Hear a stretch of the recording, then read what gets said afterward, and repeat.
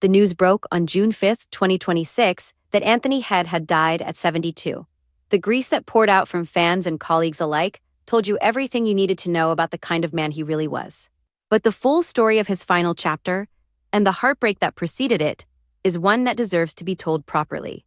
If you watched Buffy the Vampire Slayer in the late 1990s, you know exactly what it felt like when Rupert Giles walked into a scene. There was a particular quality of calm that Anthony Head brought to that role, a warmth that had nothing to do with the supernatural mythology surrounding it and everything to do with the man himself. Giles was the watcher, the mentor, the father figure who showed up in the school library with a cup of tea and a book, and the unshakable certainty that the people he loved were worth protecting. In a show built on high drama and teenage heartbreak, he was the still point at the center.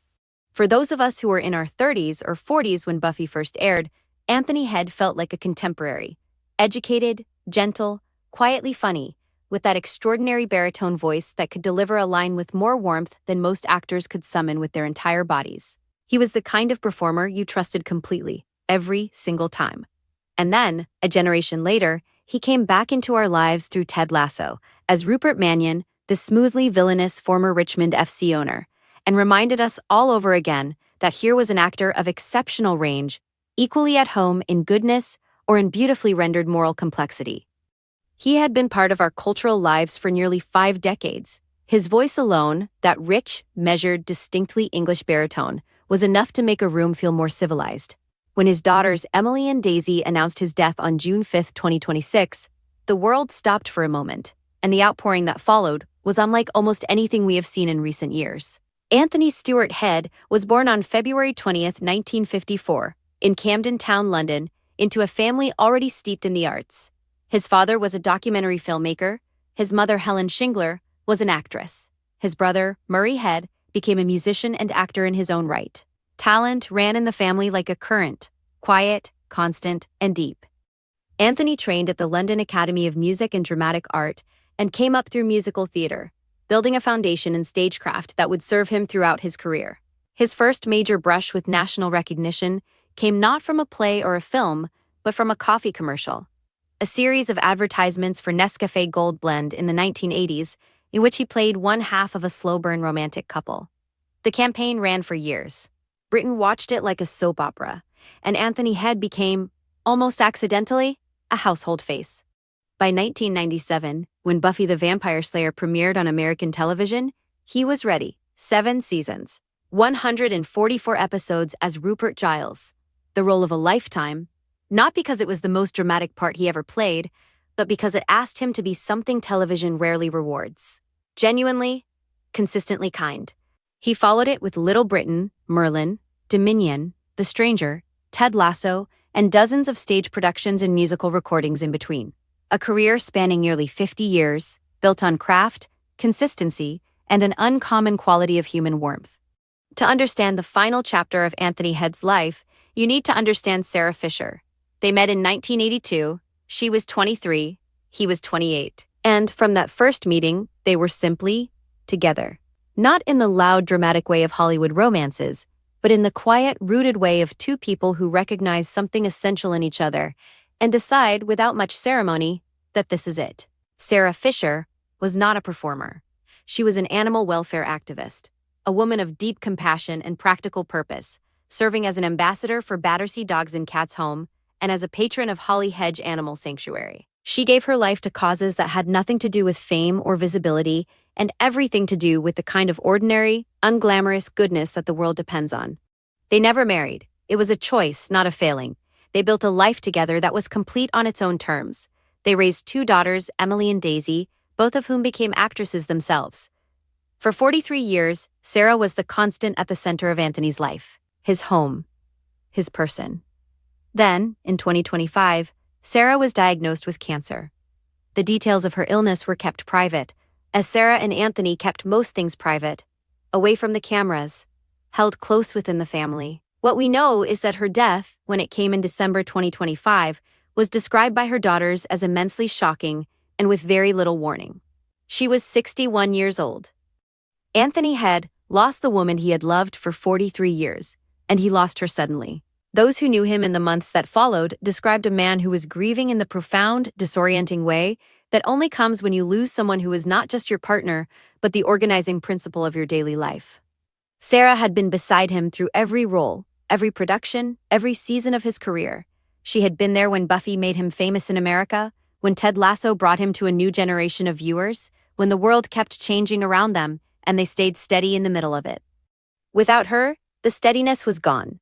Anthony Head died just 6 months after Sarah Fisher. He was 72 years old. His daughters announced on June 5, 2026, that he had passed away peacefully from complications due to pneumonia, surrounded by his family. Peacefully, surrounded by family. Those are the words Emily and Daisy chose. And they carry everything. He was not alone. He was held, he was loved until the very last moment, by the daughters he and Sarah had raised together, who understood better than anyone what it meant to carry on after loss. What most people didn't know was how deliberately Anthony Head had protected the private life that ran beneath his public one. In an industry that rewards disclosure, that treats personal revelation as a form of currency, that turns grief and struggle and private heartbreak into content, Anthony was, quietly and consistently, a man who kept his real life for the people in it. He gave interviews about his work. He spoke warmly and generously about his colleagues. But the interior of his life, what it meant to him to be a father, what he and Sarah had built over 4 decades, what it felt like to be a gentle and serious person working inside an industry that is rarely either, those things he held close. What most people also didn't know was the extent of his musical life. Long before the singing episode of Buffy, the beloved Once More with Feeling, gave American audiences a glimpse of his voice, Anthony Head had been a stage performer and singer for his entire career. He recorded solo music, he performed in West End productions, he contributed to the official soundtrack album of that Buffy musical episode, which became one of the most cherished artifacts of the entire series. His voice was not a party trick or a pleasant surprise. It was a lifelong instrument, trained and maintained and used with genuine artistry. What most people also didn't know was how the Buffy family had been diminishing in painful ways even before Anthony's death. Michelle Trachtenberg, who played Buffy's younger sister Dawn, had died in 2025 at just 39 years old. Nicholas Brendan, beloved as Xander Harris, the warm, funny, perpetually loyal heart of the Scooby Gang, died in March of 2026, at 54. Anthony's death on June 5th came just 3 months after Brendan's, adding another layer of grief to a community that had already been asked to carry so much. The Buffy cast had become, over the years, something more than colleagues. They had become a family in the specific, complicated, deeply bonded way that long television runs create. 7 years on a set together, hundreds of hours of scenes. The particular intimacy of performing emotional material with the same people year after year until you know their rhythms and their habits and the way they look when they are genuinely moved rather than acting moved. When you lose members of a family like that, one after another in the space of a few years, the grief is layered and cumulative. Each loss reopens the ones before it. There is also the matter of the Buffy reboot, a project that Anthony had spoken about with genuine enthusiasm, directed by Chloe Zhao and starring Sarah Michelle Gellar. The reboot was canceled. Gellar, by all accounts, was blindsided by the decision. Anthony never got to see that chapter written, never got to return to the world that had given him some of his most enduring work. And yet he kept working. His final screen role was in the 2024 romantic comedy Upgraded. He was 70 years old and still showing up, still giving the work everything it asked for. That is who he was until the very end. A professional of the deepest order. A man who loved his job and never stopped being grateful for it. The tributes that followed the announcement of Anthony Head's death were, in their own way, a kind of portrait of the man. They did not read like the careful, managed statements that publicists write. They read like people who had genuinely lost someone they loved and were trying in public to find words adequate to the size of what they were feeling. Sarah Michelle Gellar went first. She opened her Instagram tribute with a line from the show, from the specific emotional vocabulary that she and Anthony had built together over 7 seasons of Buffy. She wrote, "Tell Giles I figured it out and I'm okay." Then, in her own voice, "Well, I don't have it figured out and I'm not okay, but I know I'm the lucky one because I knew you." She addressed Emily and Daisy directly, thanking them for sharing their father not just with her, but with the world.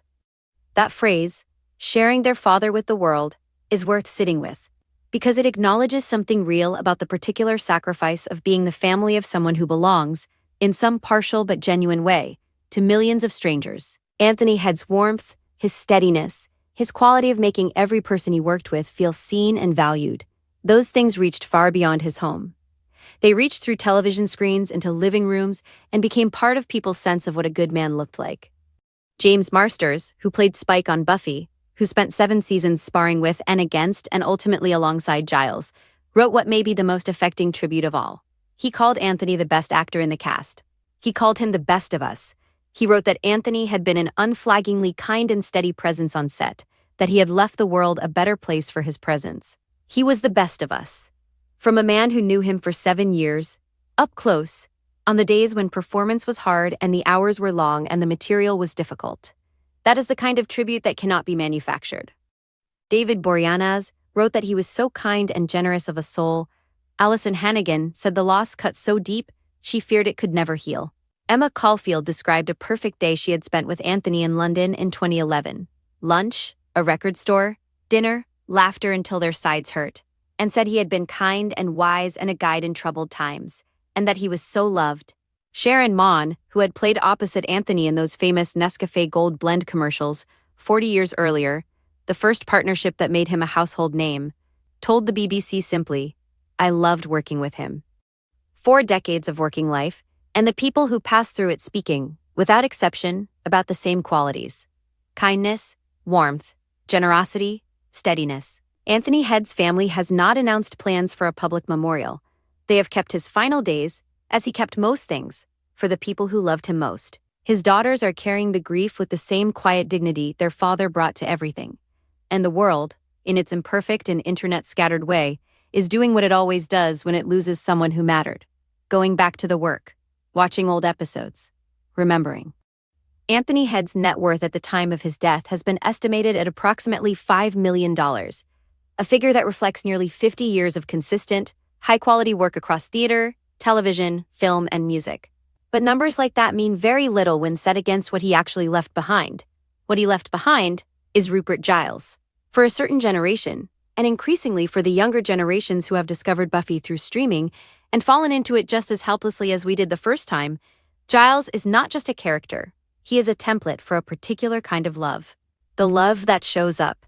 The love that researches and prepares and stays calm in a crisis. The love that sees a young person struggling and does not try to fix them or control them, but simply stands beside them and makes clear, without words, that they are not alone. Anthony Head played that character for 7 years and made it look effortless. It was not effortless. He brought his entire self to it. His intelligence, his musicality, his emotional precision, his particular gift for being fully present in a scene without ever overwhelming it. He also left behind, Once More with Feeling, the Buffy musical episode that has become one of the most beloved hours of television ever made, and in which his voice opened something that the show had not previously had space for. His performance of standing in that episode is by any measure one of the finest things he ever committed to camera. He left behind King Uther in Merlin, and the Prime Minister in Little Britain, and Rupert Mannion in Ted Lasso.